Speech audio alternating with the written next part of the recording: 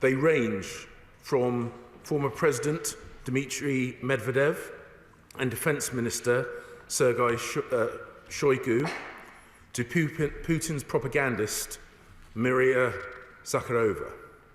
This means after today, we will have designated over 1,000 individuals and entities under our Russian sanctions regime. And we are using our new powers under the Economic Crime Act to maximise that impact.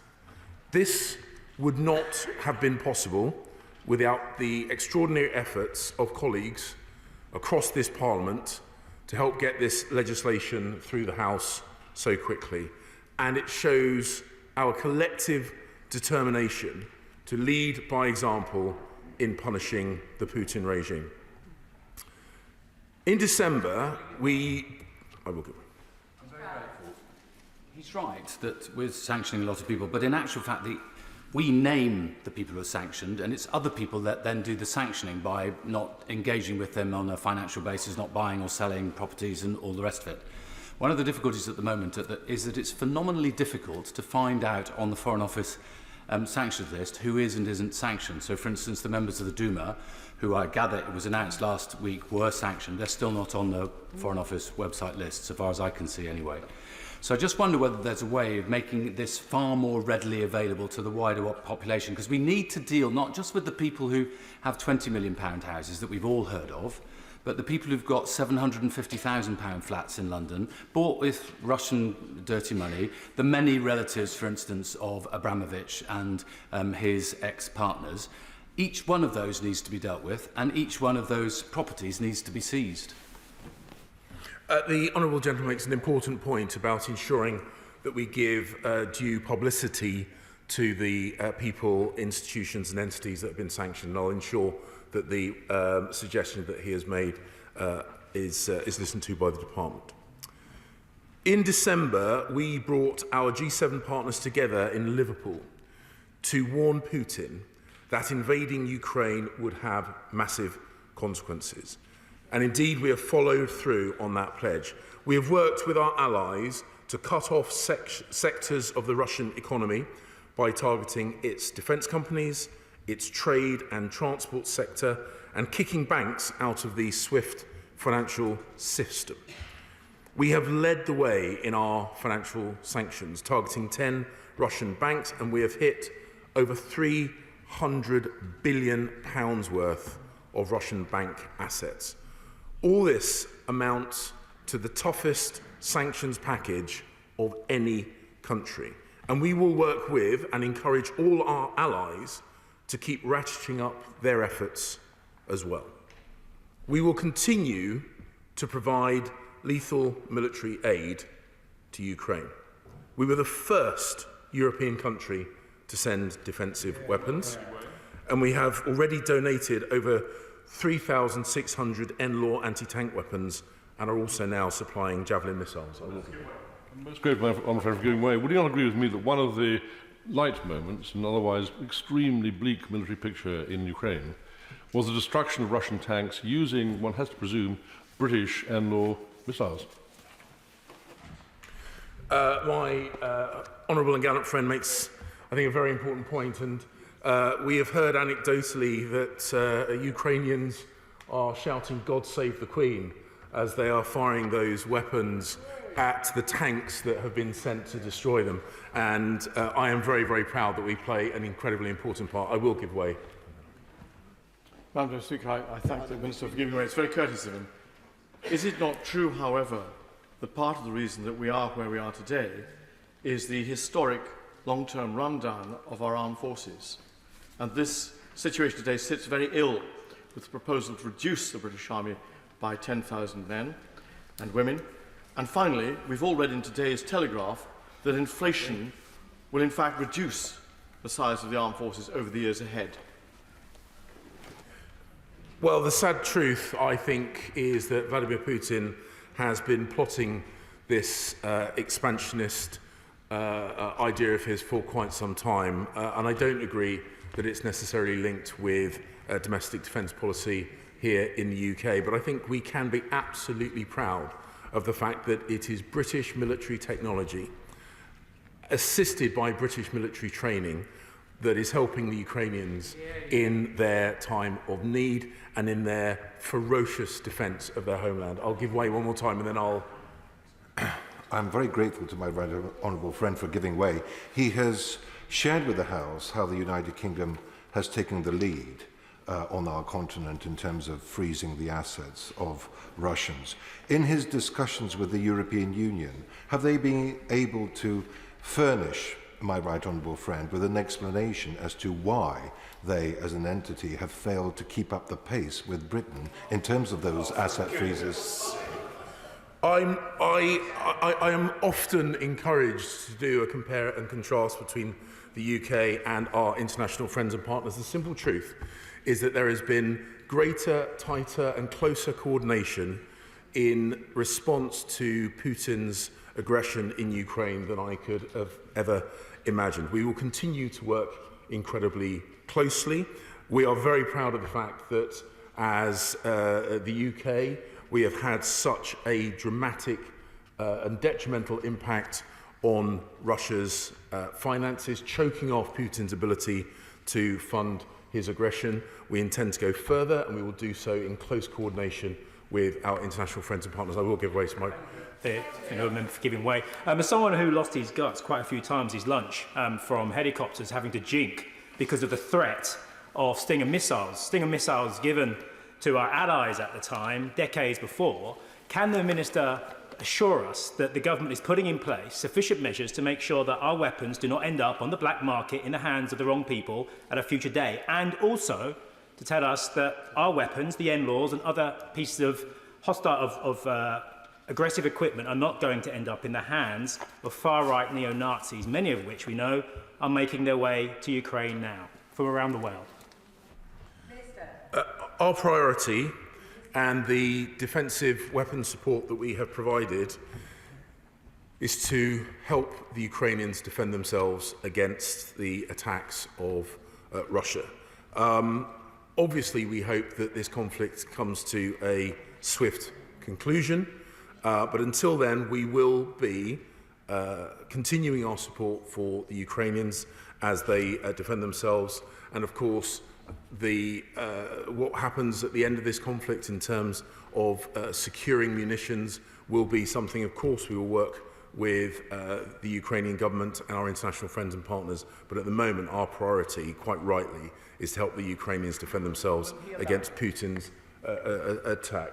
I will, and then I'll make... I'm very grateful to my right honourable friend. Can I just ask him about this distinction between supplying defensive as opposed to offensive weaponry? The fact is that in a situation where a friendly nation finds itself under attack, all weaponry with which we supply them is defensive. And I would have thought that if we cannot intervene ourselves, and there are good reasons why we cannot, there is no reason at all why we cannot help them with their airspace problem by facilitating the necessary aircraft deliveries which they have requested. My right honourable friend makes an incredibly important point about munition systems being inherently defensive when you are under attack. He makes a very important point about airspace management, and actually that's something I will come on to later on in my remarks. I intend to make some progress now. Since 2014, we have worked to train over 22,000 Ukrainian troops under Operation Orbital, and as well as helping Ukraine defend itself from attack on the ground, we must also help them defend themselves against attack from the skies. That's why we will be sending more supplies, including Starstreak ground-based air defence, anti-aircraft missiles, and we and our allies need to do everything possible within the UN Charter on Self-Defence to help Ukraine defend itself. That's why I was with my right honourable friend, the Prime Minister, this morning, discussing with and working with our Nordic and Baltic allies to increase defensive support as part of the UK-led Joint Expeditionary Force. And we must be robust in supporting our NATO allies living under the shadow of Russian aggression. So the UK, as NATO's biggest European contributor, is doubling the number of troops in Estonia and Poland. As Putin inflicts ever greater misery in Ukraine, we continue our humanitarian and economic support. We have pledged almost £400 million, and this includes supplying over 700,000 medical items directly to Ukraine and more than 500 power generators to keep essential facilities like hospitals running. We have also brought over 21 critically ill Ukrainian children to receive life-saving cancer treatment here in the UK, and we are providing the most humanitarian aid of any European country. The British people, Madam Deputy Speaker, have also risen to the moment by showing their own huge generosity of spirit. In the short time since it was launched, there have been over 80,000 people sign up for our Homes for Ukraine scheme. I will give way. Most grateful to my honourable friend, and it may just help him to know there's just been a Sky News flash saying it's now over 100,000. It's lovely. It's never usually nice to be wrong at the dispatch box, but I'm incredibly proud that the figure that I quoted, which was accurate at the time the speech was written a few hours ago, has now been made obsolete once again by the enormous generosity of spirit of the British people, and I think it shows us at our best. The Disasters Emergency Committee's appeal has now reached over £150 million, which we are supporting with our largest ever match funding pledge of £25 million. I will give way. I don't doubt the generosity of the people in this country, but I'm still worried about the generosity of this government. And can I give him an example? A young Ukrainian family related to one of my constituents has thankfully made it into Poland. They had their visa appointment a week ago, but they're still waiting for the outcome of the decision. Over 1 week just to wait to hear what the outcome of the decision is. While their hotel bills are rising, they're considering even to go back to the Ukraine, into a war zone. How humane is that response from the government? Can they not make these decisions much more quickly? Madam Deputy Speaker, the Prime Minister, the Foreign Secretary, other members of the government have made it clear that our intention is to be generous and welcome Ukrainians with open arms. We are looking to facilitate that as quickly as possible, and the Home Secretary has spoken at the dispatch box about things that she has put in place to facilitate that. If she will pass on the details of those people, we will see what we can do to facilitate that. But I can assure her that the generosity of spirit of this country will be felt by the Ukrainians fleeing the persecution and attack by Vladimir Putin. As well as supporting Ukraine directly, we are also deploying our diplomatic efforts internationally. We are rallying the 141 countries that voted to condemn Russia's actions at the UN to do even more still. We have seen many of those countries support our sanctions worldwide, from Switzerland to Singapore, and we're working to draw more countries into the orbit of those who are prepared to stand up for the sovereignty of Ukraine. We are working with partners to reduce the economic dependency on Russia across the world, from the Indo-Pacific to Africa and the Gulf, through trade and the British international investment. Everything we do will further isolate the Putin regime, which has made Russia a global pariah. And ultimately, we will hold Putin accountable for his crimes. We will work with prosecutors at the ICC to help them get the information that they need, and we will not relent in our mission to see that justice is done. I will. Has my right honourable friend seen the most recent reports that the Russian Navy is now massing off Odessa in a typical Russian tactical manoeuvre to open a new front? And is this not, in fact, a new opportunity to demonstrate to the world the unacceptability of Putin's disgusting war and to bring open and international condemnation for his actions? My right honourable friend is absolutely right that we need to continue working internationally to enhance the coalition of nations who have denounced Putin's actions, to increase the pressure on him to bring this war to a conclusion rather than open up another front and increase the suffering for the people in Ukraine. We must be realistic that there will be a cost to the UK and to our allies by imposing these tough sanctions. But the cost of doing nothing is so much higher. We saw what happened in 2014 when the free world did not do enough to contain Putin's aggression. He came back more aggressively. That's why we cannot allow Putin to impose a settlement on to Ukraine which vindicates his aggression. If we fail to stand up to Putin, if we fail to support Ukraine in their hour of need, we will live to regret it. That is why I will give way. I'm grateful to my right honourable friend for giving way. We know what a successful sanctions regime looks like. Putin withdraws, peace restored, etc. When and who determines whether the sanctions policy hasn't worked, and what's the next step thereafter? My honourable friend is right to draw our attention to that. The simple truth is that these sanctions have to be successful, and we have to keep applying the pressure until they are successful. I will give way, then I need to conclude. I do thank him on that point. As we mount up the sanctions, we will be freezing more and more oligarchs or Russian assets, but we won't be selling them. We're not sequestrating them.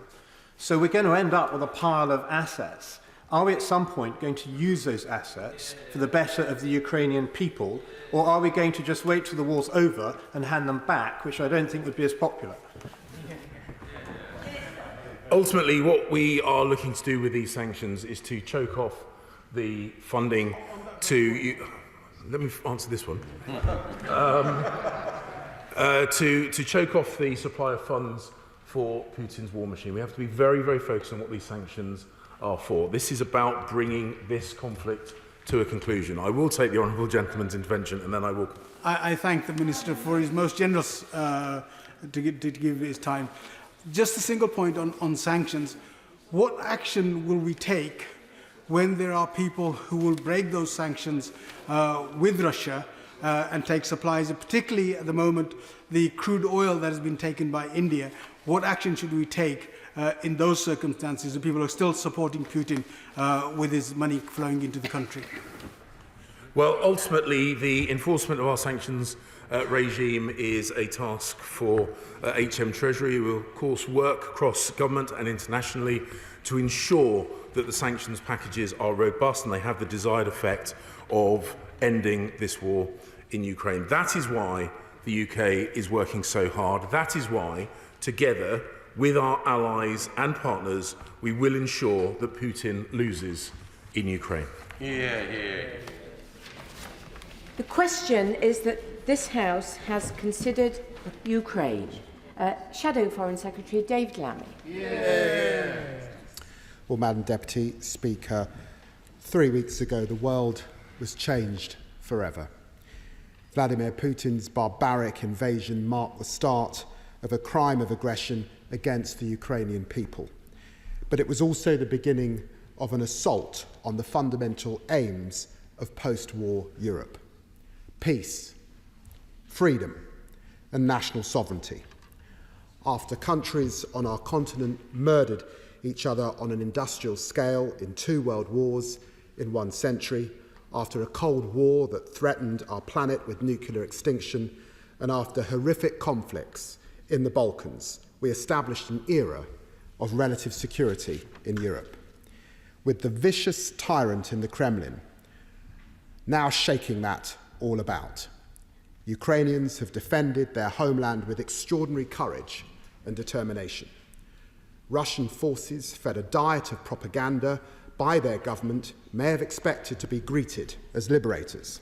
They have instead encountered not just the dogged and skillful resistance of the Ukrainian army, but the courage of ordinary men and women, willing to stand in the path of Russian tanks. I completely agree with what he has just said, but does the Labour frontbench accept that for too long the West has, if you in a way, basked in the peace dividend following the collapse of our victory in the Cold War, that democracy needs nurturing and protecting because sometimes it is a fragile concept, and therefore, having taken that for granted in the past, we need to do more to build our hard and soft power in order to ensure that in the coming battle for democracy, it is those who believe in the concept that actually win through. Well, the Honourable Gentleman is completely right. He's right that after Georgia, 2008, after Crimea, after the Donbass, after Syria, there's deep reflection now in the Western community on what we could and should have done. And it's always important to remember that in democracies like ours, soft power always plays a part, which is why we should never undermine the BBC, never undermine the British Council, never undermine the role of our foreign diplomats in that endeavour and the importance of international development. We have soft power, but he's right, we also have armed, hard power, and it's why we should also be very, very cautious about the cuts that we've made to our armed defences. Sadly, Putin has only deployed hard power or aggressive power in terms of his cyber power. We have the whole arsenal, and we should reflect deeply on the complacency that has crept in over the last few years. Can I? Oh, sorry. I'm grateful to the Right Honourable Gentleman for giving way.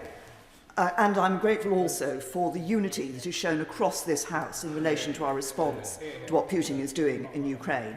But I wonder, given that the Right Honourable Gentleman made reference to Syria, if on reflection he regrets the stance taken by the Labour Party in this chamber when chemical weapons were used in Syria, and the Labour Party chose not to support the then government's position that we should, alongside the Americans, take action.